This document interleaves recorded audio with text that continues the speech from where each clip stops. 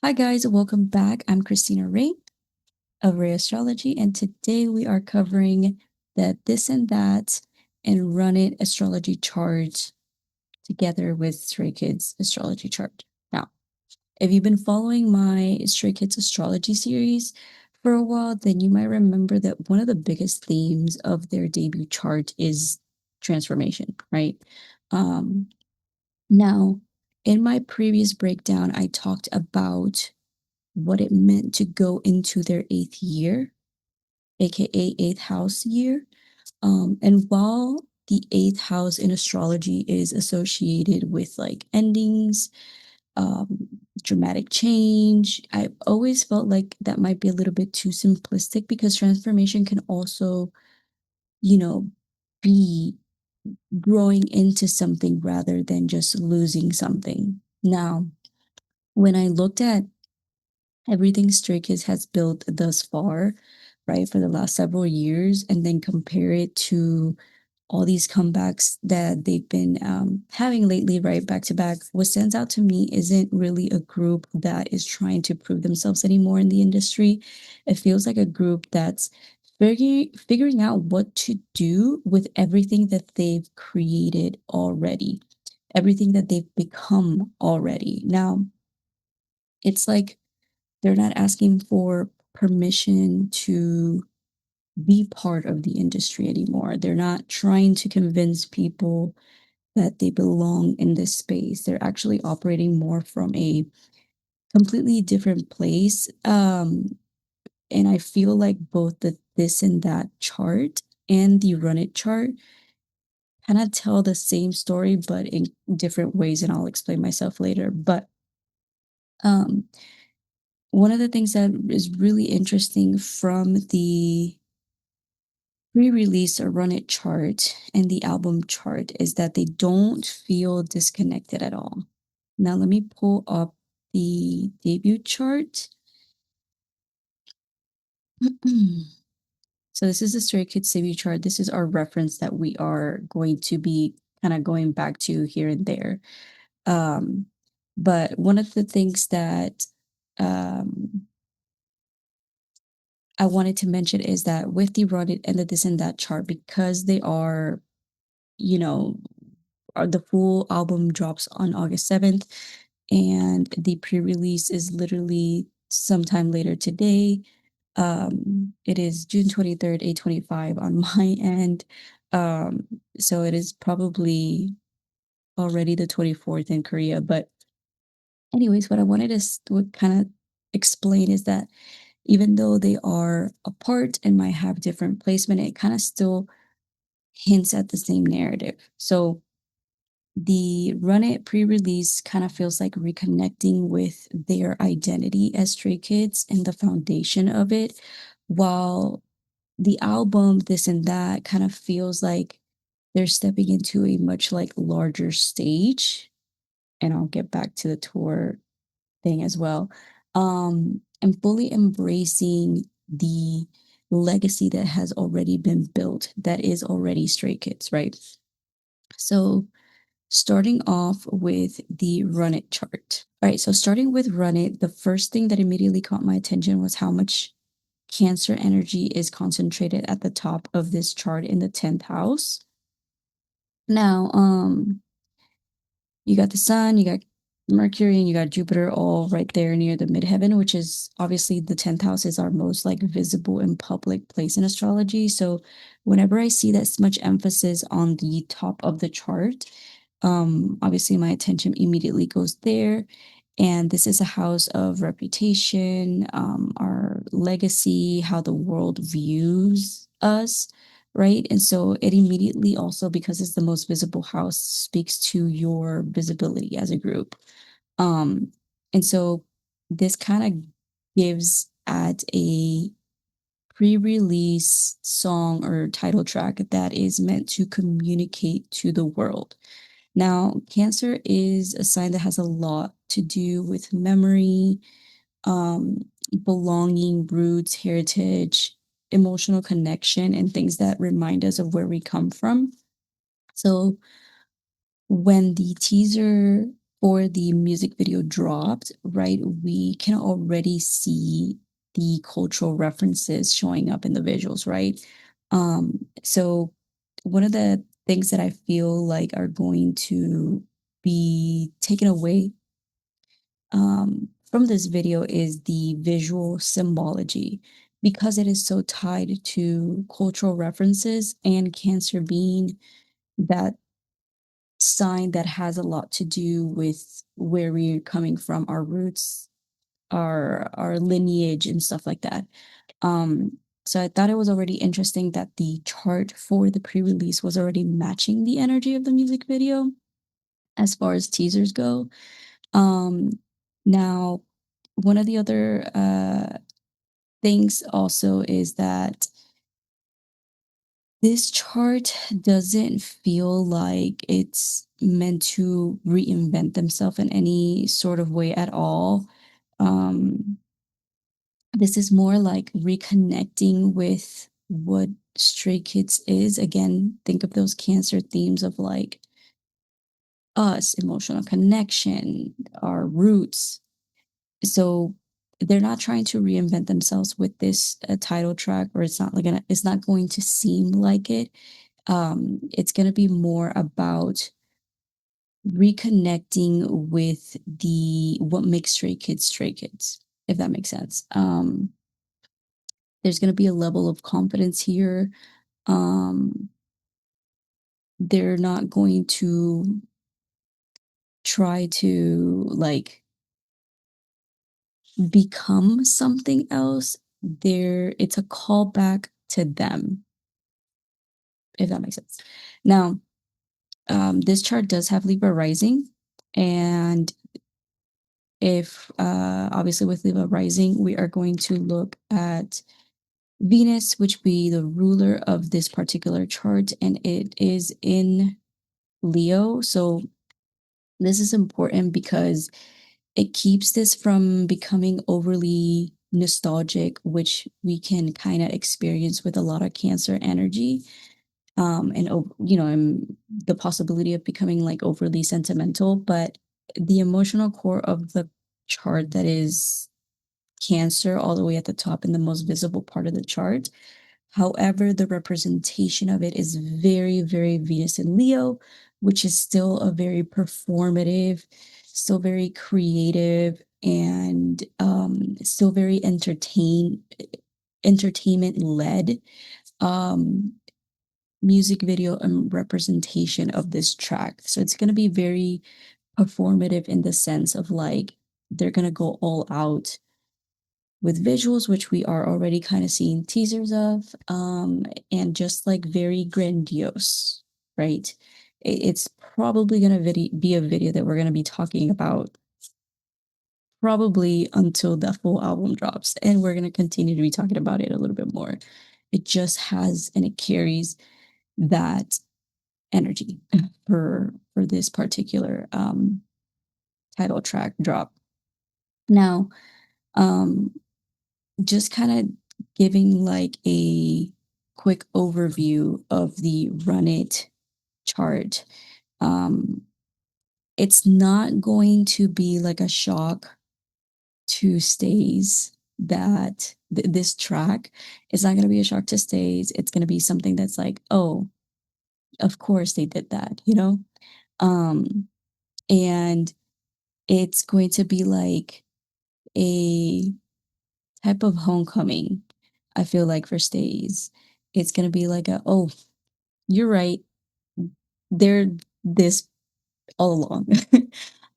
So there's something very self-assuring about this chart. That it's not asking particularly for attention. It already expects people to pay attention to them, especially with that Venus Leo. Um, in the 11th house. So the 11th house being the fandom, right? So it's already going to be like people are going to be talking about us.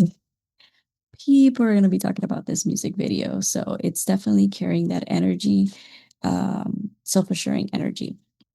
Now, one of also the aspect that stood out to me from this chart is the Neptune to Sun, and then midheaven because it tends to add layers of symbolism. And so right here. So this connection right here.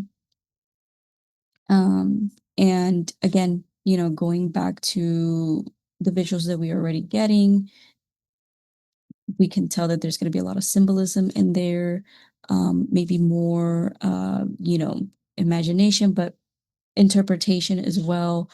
And because whenever Neptune really gets involved in things like they're rarely a straightforwardness to them than what they initially appear, right? There's going to be layers lyrically, musically, visually on the music video. Like, again, like I said, we're going to be talking about this music video for a while. Um, so again, just keep in mind that this is going to be a discussion that's going to continue long after, because Neptune also kind of gives like hidden meanings. And obviously, we know that Stray Kids always writes and produce songs that are going to, or at least from Bang Chan, what he says is that, it's going to be open up to interpretation, right? So there are going to be multiple avenues of how they are going to, what it meant to them and what it means to Stays and what it means to other people that listen to them for the first time with this track. So there's going to be a lot that um, we are going to probably see around the surface, especially because, you know, it is squaring the sun, but there's going to be so much underneath that we might even miss because it's going to have that square with Neptune. Um, that might bring a little bit of fog to some of the things. And obviously, there are going to be some people that are going to be able to interpret things, but not everybody out the bat. Now, the other thing I really wanted to talk about was despite how public and visible it is, right? There's still a sense of like emotional authenticity running with this chart. Um, because again, it has Cancer up at the top, and Cancer is not really much about trying to stand out for the sake of standing out. It kind of still wants connection, it still wants meaning, and it wants people to feel something. So while I think the visuals could end up being like one of Stray Kids' most like greatest music videos, I don't think the emotional component is going to get lost. There's still going to be something emotional tied to it, whether it's like Stays reminiscing, saying like, oh, this is what Stray Kids is all about. There is going to be some sort of emotional connection that this chart is really highlighting. But really, if I had to summarize this chart, again, like I said, it kind of feels like a reminder of what makes Stray Kids, like their identity, their roots, of everything that has brought them to this moment before they step into this new chapter that they are embarking in, right? So this chart is very much in a way could feel nostalgic in a sense, or almost like I feel like with Stays they might feel a sense of like pride and joyful um from this particular track itself. Now, that is this chart. All right, so now I want to move into the This and That album chart. And this is where we start to kind of see the energy shift from this like heavy Cancer, um, Venus led, Venus and Leo chart. Um, because for the This and That, it sort of mirrors almost already what the Do It era was already hinting at. Um, Now, obviously, the first thing that really stands out to me is all this Leo energy, right? In the 10th house. And if you know Leo is not subtle, especially in the midheaven and 10th house, because it is the highest part of our chart, the most visible part of our chart. And so this chart is screaming, I'm going to be seen. It wants all the visibility, it wants the recognition, and it wants to occupy space, right? Now, what's interesting is that I don't think this chart, though, is seeking recognition that like a rookie group would, that might seek. This is more like, um, kind of operating from a sense of assumption that like legitimacy has already been earned. This is more, again, like I said, this is not Stray Kids being like, oh, we are trying to mark our place in the industry, but more of like, we've already earned it. This is just like legacy at this point. Like, what is going to be what they leave behind, like the legacy that is Stray Kids, right? More than, oh, we are trying to show our place in this industry type. Now, one of the strongest aspects on this chart is this Sun trine Saturn right here in Aries, and then the Sun in Leo with Jupiter right there hanging out. And one of the things that I love about this particular trine is that Saturn is going to, yes, Saturn can kind of be harsh, but in a aspect like a trine, it could also lean towards rewarding effort and discipline and consistency, experience, and just time. Things that take time to produce or to create, right? So when I see something like a sun's Saturn trine, like I don't think,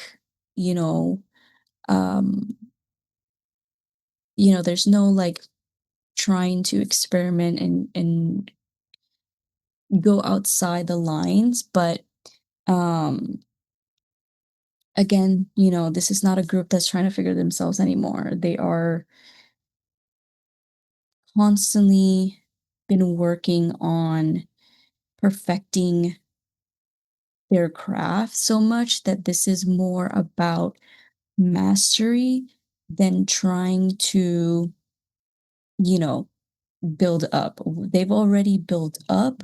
Now it's just like that refinement, right? And that mastery. And seeing them for who exactly they are and what they bring to the table and what they're trying to accomplish now as a group with 8 years, which again feels very fitting for Stray Kids and where they're at in their career, right? So it's very much about being rewarded for all of that they've gone through. Um, because again, they're not rookies anymore. They're a veteran group at this point, and this chart is very much aware of that, and it kind of hints at a sort of um acceptance of it, of like, hey, you've been here for a while, you've been working really hard, and it's kind of giving it that um like that I wouldn't say pat on the back, but it's like almost a rewarding sense from this chart. So or from everything that they've gone through. So it's this album is going to really represent a lot of um that sense of feeling proud of what they've accomplished and built thus far. Um, I hope I made sense there. I was trying to like keep my train of thought. um, Now, what's also really awesome from this like whole Leo visibility chart, right, is that it does have this Scorpio rising, which we also saw in our last comeback. However, a Scorpio energy is going to bring some depth to the story. So it brings transformation as well, which again, we've been talking about. But it also brings evolution, right? So it it's really about understanding the growth that often comes from really navigating difficult experiences, but emerging stronger because of them. So while Leo is showing us that confidence in their visibility in the 10th house, um, Scorpio really is more about where that confidence came from in the first place. So again, it is not a performative type of confidence. It feels much more of a confidence that was earned, right? The result from hard work, experimentation, the challenges, success, setbacks, and everything that comes with building a career at this level. So, this is actually why this album chart feels so connected to the previous astrology reading I did for the Do It era. The transformation theme never really disappears from their debut chart and from at least, obviously, I've only pulled Do It and Karma, um, but both of Karma and Do It have always hint at transformation and their chart. So it's definitely something that is constantly visible and a common theme across, at least the three charts that I pulled and then this one. Um, so the transformation theme is still there, is still present. The only difference is that we're no longer talking about transformation as something that is happening. We're looking actually at the result of it, at the result that Karma and Do It were already hinting at. Um, so it feels more like a reflection rather than, oh, this is what's happening like Karma and Do It were. This is more the result of them being reflective of their journey thus far. Now, um, pretty much of like the journey that they've created, right? Recognizing it. And if you add also the announcement of the upcoming world tour alongside this, um, again, it just adds to the story, right? It's a natural continuation of everything they've already been discussing in regards to these two charts and the previous Karma and Do It chart. Um, so if the last chapter was about transformation, then this chapter really feels more about expansion because they're ready to take everything that they've learned, everything that they've built into a much larger stage. Um, Now, that's probably the biggest takeaway that I have for looking at both of these charts together. Run It feels more rooted. It feels reflective. Um, it feels connected to their identity and the foundation of Stray Kids. And then this, and that feels a little bit more visible. It feels confident, like they're making a statement. But when you place them side by side, it doesn't contradict themselves at all. They actually complement and complete each other. Kind of like, kind of like the teaser already shows us with a lot of yin yang references and stuff like that. Um, Again, I'm no expert in that topic, but if you kind of pay attention to even the teaser, sometimes I feel like, and looking at the chart, it can definitely you could see where they speak the same, you know. Um, Now, again, like I said, one chart shows us, reminds us of where Stray Kids came from, and the other one is showing us what they've become.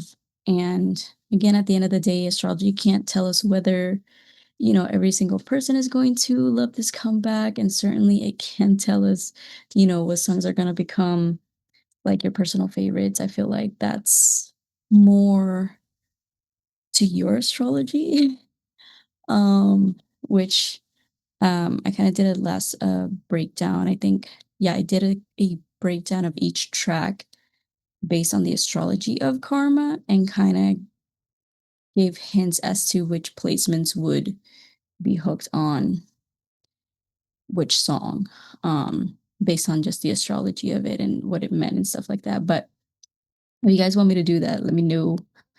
I'll do a series, maybe like a short series on that. Now, what it can do is help us understand the themes surrounding a particular moment in time. And what I find so interesting about these charts is how naturally they continue the story, that's always present in their previous astrology reading. The transformation that I talked about before, you know, doesn't feel like it's ending. Again, they have a heavy, heavy fifth house in there. Capricorn, Saturn, and Mars. So a transformation is their middle name.